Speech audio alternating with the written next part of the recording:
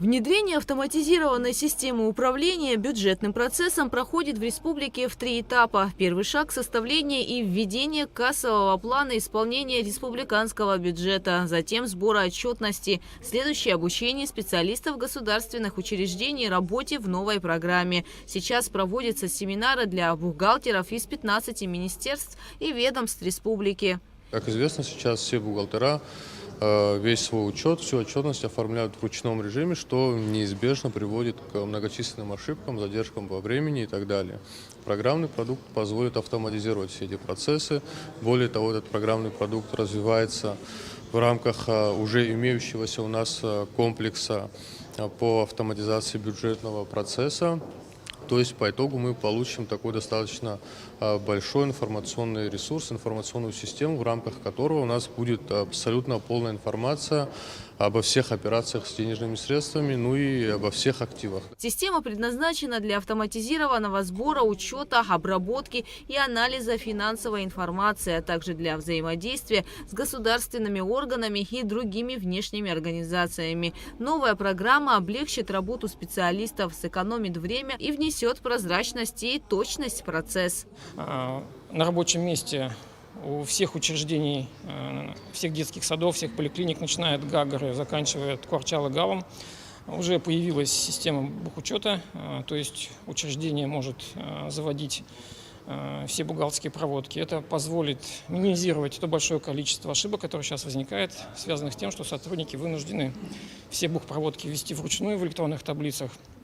Эта минимизация ошибок, в свою очередь, приведет к существенному сокращению расходов бюджета.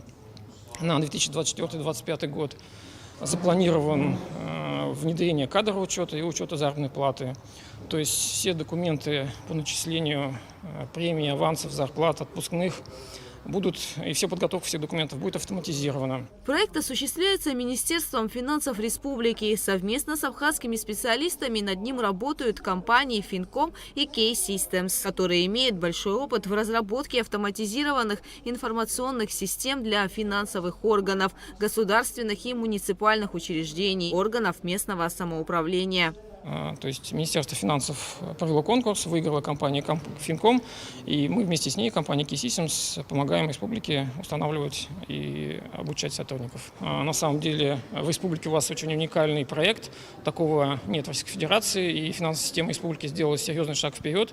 То, что пытается автоматизировать, то, что достаточно сложно автоматизировать. То есть учреждению не надо устанавливать дополнительную программу, какой-то там 1С парус. Уже внутри существующей системы, где они зарплаты вводят, появилась система работы с бухгалтерскими операциями. Поэтому намного проще происходит внедрение, не надо объезжать все учреждения. Над внедрением программы специалисты Минфина работают комплексно. Это и усовершенствование нормативно-методологической базы, и оснащение новой техникой, и обучение специалистов. Ну, естественно, неотъемлемый процесс – это обучение.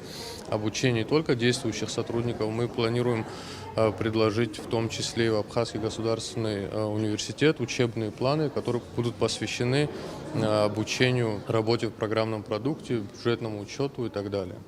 Внедрение автоматизированной системы обходится государству в 140 миллионов рублей. Сумма разбита на 3 года. Проект реализуется с 2022. Полностью весь процесс планируют завершить в следующем году. Гугуца Вардания, Алексея Гухава, Абхазское телевидение.